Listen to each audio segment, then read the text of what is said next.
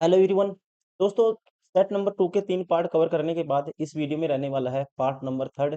और हम कर रहे थे रेलवे ग्रुप डी में जो भी लेटेस्ट क्वेश्चन जो 2025 में जितने भी क्वेश्चन पूछे गए हैं, बहुत सारे स्टूडेंट्स की डिमांड थी।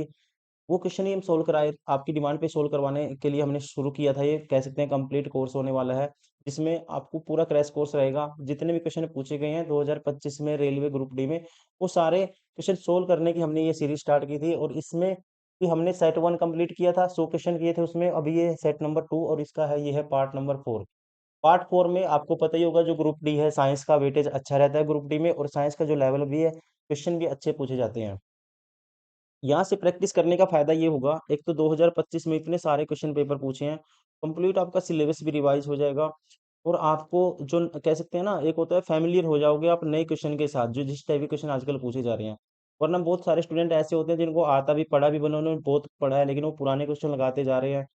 वो जब स्क्रीन पे क्वेश्चन देखते हैं, क्वेश्चन तो इजी होते हैं, लेकिन उनको सोचने में इतना टाइम 10-15 सेकंड खराब कर देते हैं हर क्वेश्चन में, क्योंकि उनकी प्रैक्टिस नहीं है, उनका माइंड स्ट्रांग नहीं है इस टाइप के क्वेश्चन के लिए। तो आपको तैयार रहना पड़ेगा। आप अगर ये वाले क्वेश्चन लगा लेते हो सारे, एक नई टाइप है आपका जो लेटेस्ट पैटर्न है, उसके देखते ही माइंड में क्लिक होने लग जाएगा कि आपको करना क्या है, और 5-10 सेकंड में क्वेश्चन को कैसे सोल्व करना है।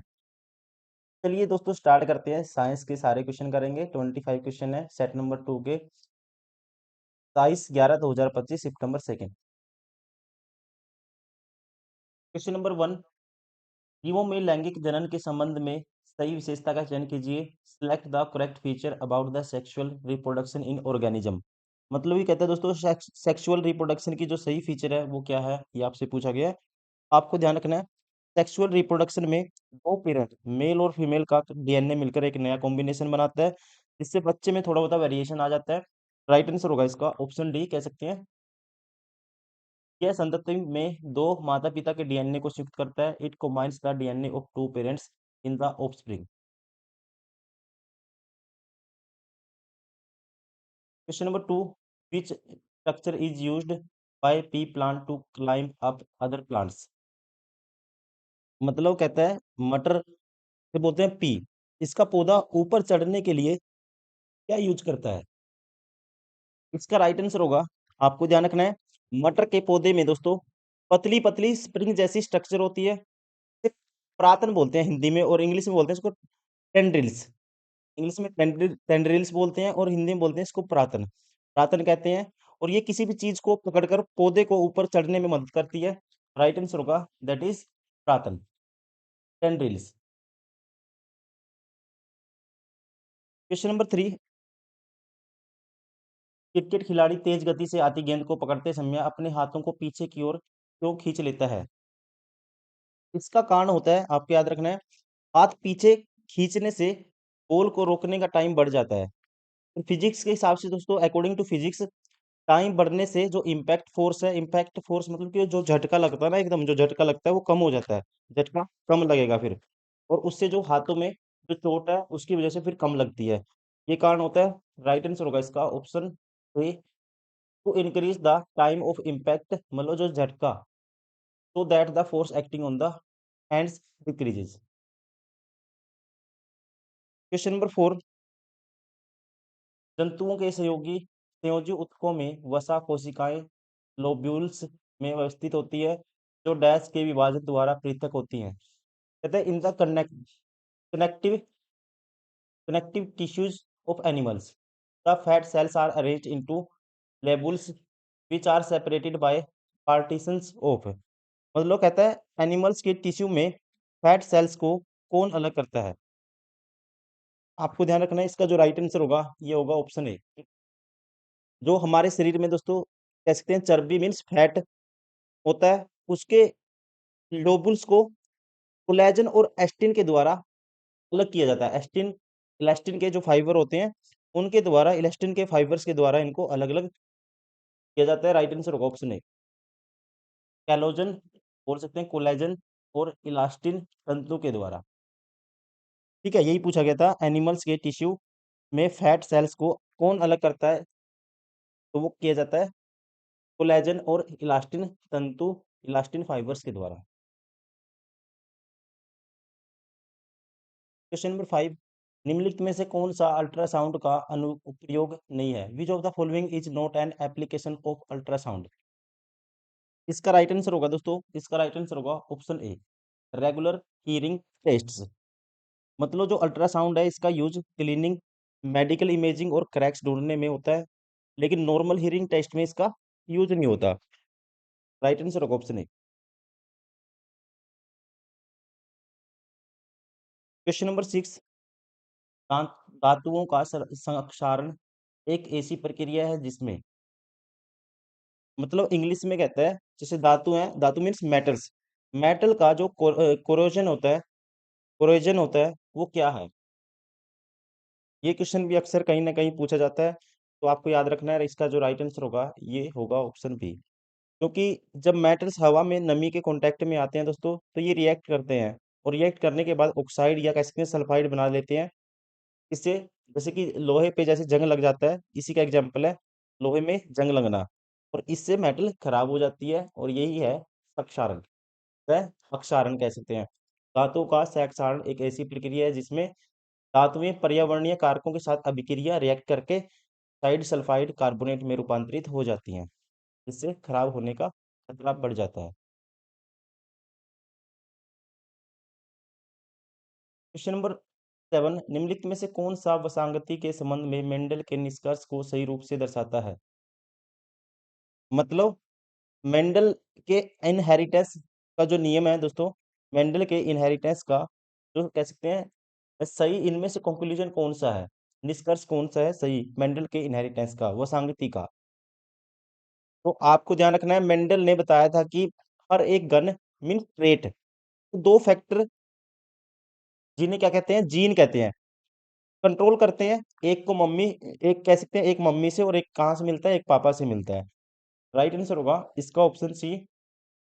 कंक्लूजन ये था, each state is controlled by two factor, प्रत्येक विशेषक दो कारकों द्वारा नियंत्रित होते हैं। मेंडल ने बताया था कि हर एक ट्रेट को दो फैक्टर, जिन्हें आज हम जीन के नाम से जानते हैं, कंट्रोल करते हैं, एक मम्मी से और एक पापा से मिलता है।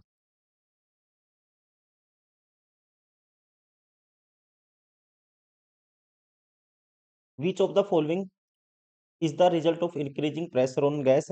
मतलब गैस पर प्रेशर बढ़ाने का रिजल्ट क्या होगा, ये आपसे पूछा गया है। इसका जो राइट आंसर होगा, होता क्या है, जब आप किसी गैस को दबाते हैं दोस्तों, प्रेशर बढ़ाते हैं कह सकते हैं, तो उसके जो पार्टिकल्स हैं एक दूसरे के पास आ जाते हैं, मतलब उनके जो बीच की जो खाली जगह होती है, इंटरमोलिक्यूलर डिस्टेंस जिसको इंग्लिश में बोलते हैं, वो कम हो जाता है। मेन रिजल्ट ये होता है इसका, ऑप्शन डी, अंत कण स्थान में कमी कह सकते हैं हिंदी में, decrease in intermolecular distance. Number 9,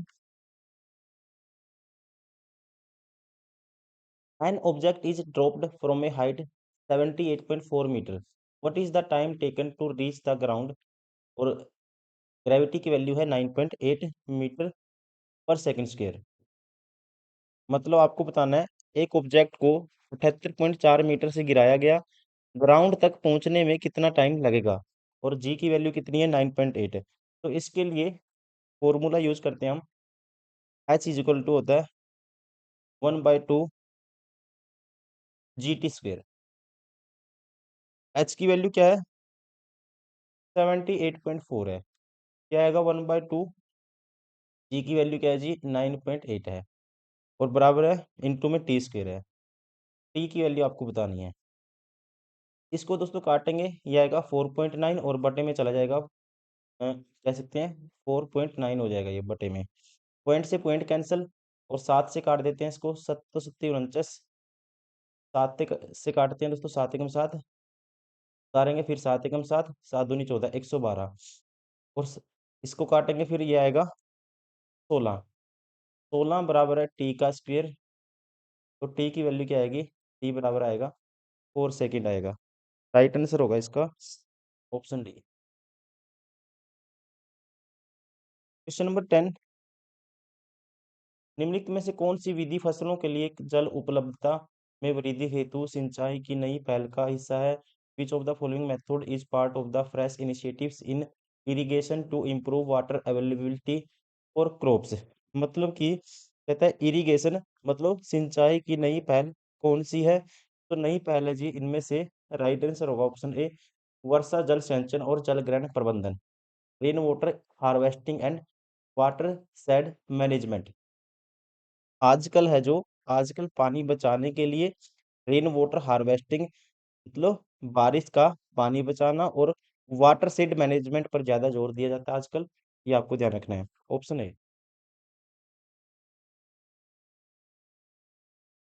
question number 11, यदि किसी तार की लंबाई दोगुनी कर दी जाए और उसका अनुप्रस्थ काट का क्षेत्रफल आधा कर दिया जाए तो उसका प्रतिरोध क्या हो जाएगा? तो प्रतिरोध आपको याद रखना रेजिस्टेंस होता है दोस्तों, rho L by A, rho into L by A होता है। ठीक है, ये मान लो आर था। अब कहता है यदि तार की लंबाई दोगुनी कर दी जाए तो लंबाई, ये मान लो आर वन है। ठीक है, अब क्या करनी है, लंबाई आर टू की वैल्यू क्या आएगी, लंबाई कर देनी है दोगुनी, हम लोग रो, ये होगा 12 और काट का क्षेत्रफल आधा कर दिया जाए और इसको कर दो जी ए बाई टू। तो अब आर टू क्या हो जाएगा? तो देखो दोस्तों ये टू ऊपर चला जाएगा तो ये हो जाएगा, ये टू ऊपर जाएगा, फोर आ जाएगा, फोर रो एल बाई ए हो जाएगा। तो ये किसकी वैल्यू थी, आर वन की। तो कह सकते हैं ये फोर टाइम्स आर वन हो जाएगा, तो रेजिस्टेंस क्या हो जाएगा, चार गुना हो जाएगा। कितना हो जाएगा, आर टू क्या आ जाएगा, हो जाएगा। नेक्स्ट, जब हम लेंथ क्या कर देंगे, डबल कर देंगे और एरिया ऑफ क्रॉस सेक्शन आधा कर देंगे तो रेजिस्टेंस चार गुना हो जाता है। राइट आंसर होगा option four times the original, option B.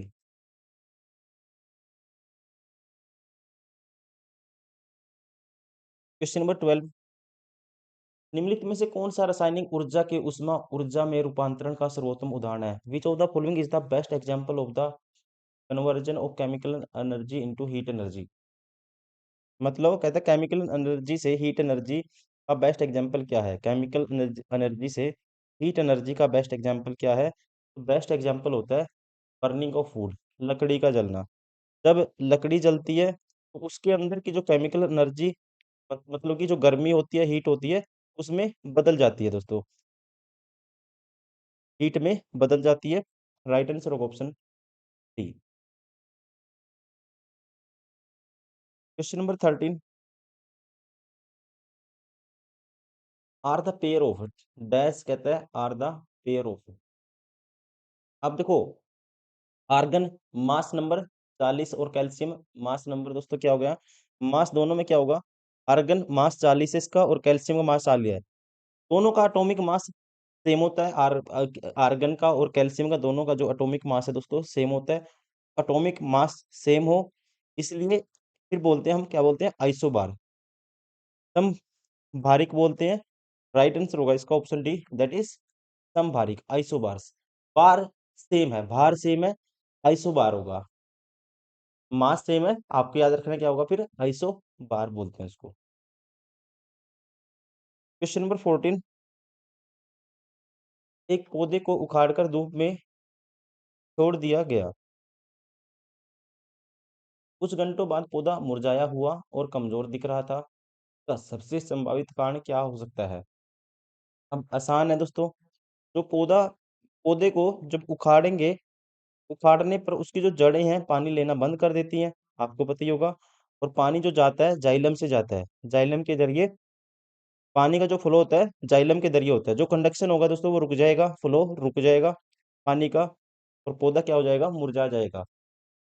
और इसी को हिंदी में क्या कह सकते हैं, प्योर हिंदी में, जाइलम के माध्यम से जल चालन अवरुद्ध हो गया, मतलब रुक गया। क्वेश्चन नंबर 15,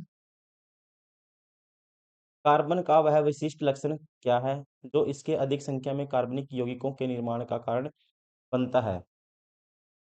आसान क्वेश्चन है ये तो, कहीं ना कहीं पूछा जाता है।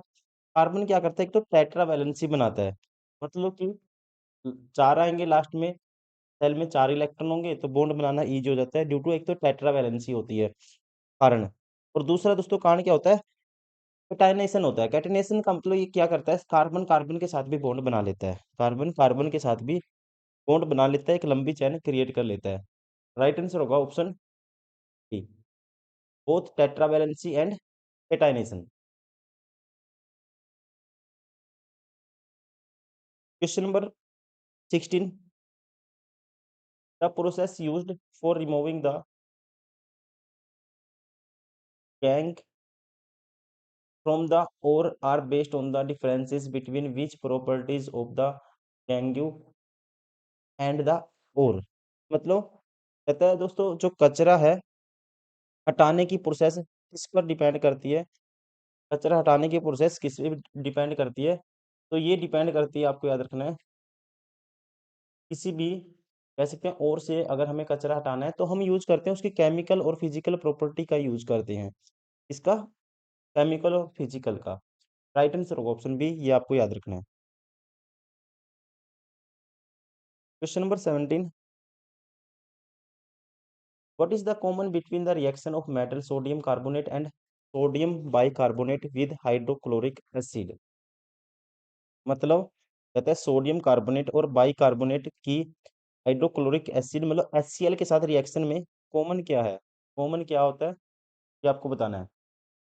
इन रिएक्शंस में क्या होता है, दोनों ही केस में सोडियम क्लोराइड जिसे बोलते हैं नमक है, नमक बनेगा दोस्तों, और जो CO2 है, CO2 गैस है, कार्बन डाइऑक्साइड गैस है, पानी जो वाटर है, ये बाहर निकलता है, ये रिलीज होता है। राइट आंसर होगा ऑप्शन डी, ये आपको याद रखना है। सोडियम क्लोराइड बनता है और CO2 और वाटर रिलीज होगा। Question number 18। Which of the following correctly matches A measurable property of matter with its SI unit? मतलब सही SI यूनिट कौन सी है इनमें से? अब देखिए दोस्तों, प्रेशर की न्यूटन का कहता है, गलत है। प्रेशर की जो यूनिट होती है वो होती है प्रेशर की पास्कल होती है SI यूनिट, गलत हो गया। टेम्परेचर की दोस्तों आपको पता केल्विन होती है, ये भी बार हो गया। और वो वॉल्यूम की कहता है क्यूबिक सेंटीमीटर, ये भी गलत हो गया क्योंकि घन मीटर सेंटीमीटर दिया हुआ है। ये ठीक है। डेंसिटी क्या होता है, मास बाय वॉल्यूम होता है। मास को की केजी होगी और वॉल्यूम की कह सकते हैं मीटर की क्यूब होगी फिर, ये अपने आप में ठीक है। Density mass by volume kilogram per cubic metre, option D. Question number 19।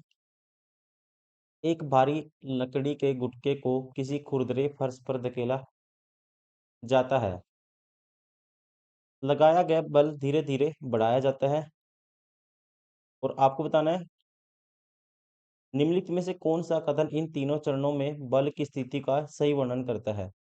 बल की स्थिति है दोस्तों, इनमें से कौन सा सही बताएगा। कहता है लकड़ी के गुटके को धकेलने के 3 स्टेजेस क्या हैं, ये आपको देखो बताना है।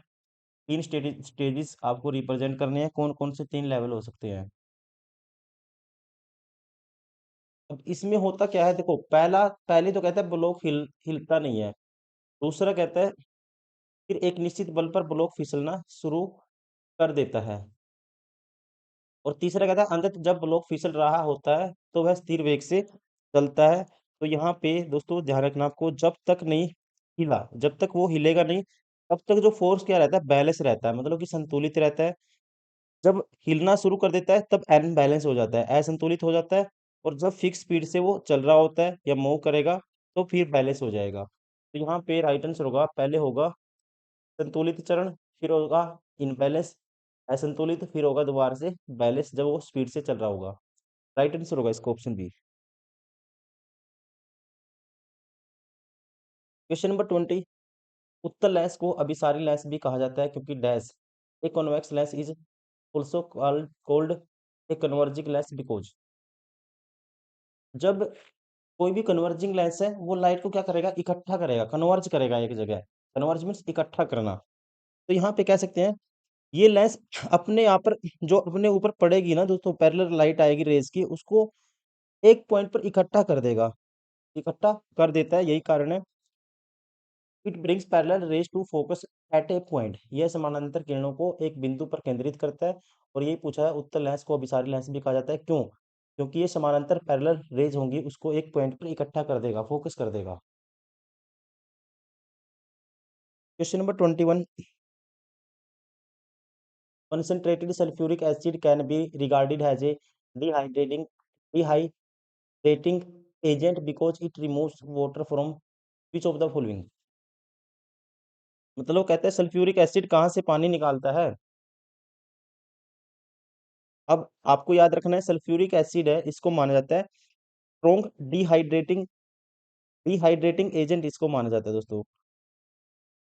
और माना जाता है रिएक्शन के दौरान ये क्या करता है, ग्लूकोज ग्लूकोज का फॉर्मूला होता है C6H12O6। ये इस जैसे कार्बोहाइड्रेट से पानी को खींच लेता है, पानी को खींच लेता है। राइट आंसर होगा option D. Concentrated sulfuric acid can be regarded as a dehydrating agent because it removes the water from which of the following। कहाँ से रिमूव कर लेता है, ग्लूकोज जैसे कार्बोहाइड्रेट से। Question number 22, the splitting of unicellular organism into two equal daughter cells containing identical genetic material is termed as which of the following। मतलब कि कहता है एक सेल का दो बराबर डॉटर सेल्स में बंटना क्या कहलाता है, उसे क्या कहते हैं, उसे कहा जाता है बाइनरी फिजन। आपको याद रखना है बाइनरी फिजन कहा जाता है इस प्रोसेस को दोस्तों, बाइनरी फिजन कहते हैं। क्या होता है इसमें, द्विखंडन होता है, हिंदी में बोलते हैं द्विखंडन कहते हैं, जैसे अमीबा में होता है।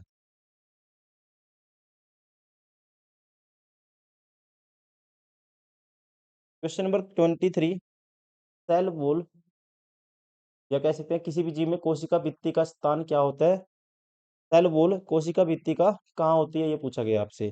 तो यहाँ पे राइट आंसर होगा, ये होती है किसी भी पादप कोशिका में प्लाज्मा झिल्ली के ठीक बाहर होती है। सेल वॉल सिर्फ प्लांट सेल्स में मिलती है, सेल वॉल सिर्फ प्लांट सेल्स में मिलती है दोस्तों, और प्लाज्मा मेम्ब्रेन के ठीक बाहर की तरफ होती है, किसी भी पादप कोशिका में प्लाज्मा झिल्ली के ठीक बाहर की ओर।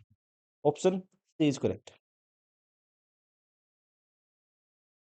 क्वेश्चन नंबर 24, निम्नलिखित में से किस कारक में वृद्धि से चालक का प्रतिरोध प्रतिरोध बढ़ेगा। मतलब रेजिस्टेंस कौन से फैक्टर से बढ़ेगा। देखो, चालक का तापमान, चालक की लंबाई, चालक के अनुप्रस्थ काट का क्षेत्रफल। देखो टेम्परेचर बढ़ाएंगे दोस्तों रेजिस्टेंस बढ़ता है, रेजिस्टेंस होता है रो एल बाय ए होता है। देखो रो मटेरियल, टेम्परेचर बढ़ाएंगे तो रेजिस्टेंस बढ़ेगा। चालक कैसे, लंबाई बढ़ाएंगे, एल की वैल्यू बढ़ाएंगे तब भी बढ़ेगा रेजिस्टेंस। एरिया बढ़ाएंगे तो घटेगा ना कि बढ़ेगा, ये नहीं आएगा, पहले दो आएंगे। राइट आंसर होगा option D.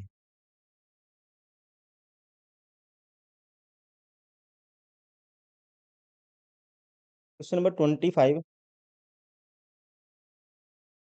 According to the Newton Cartesian sign convention, if a light rays travels from the object to the lens. ठीक है, ऑब्जेक्ट से लेंस की तरफ जाती है, the object is always placed such that. मतलब कहते हैं साइन ऑफ कन्वेंशन के हिसाब से जो ऑब्जेक्ट है वहाँ कहाँ पे प्लेस किया जाता है, कहाँ पे रखा जाता है। तो इसको रखा जाता है मोस्टली, आपको पता है कहाँ पे रखते हैं दोस्तों, लेफ्ट साइड रखते हैं। कहाँ पे रखा जाता है, लेफ्ट साइड रखा जाता है ऑब्जेक्ट को, वस्तु के लेंस के बाईं ओर।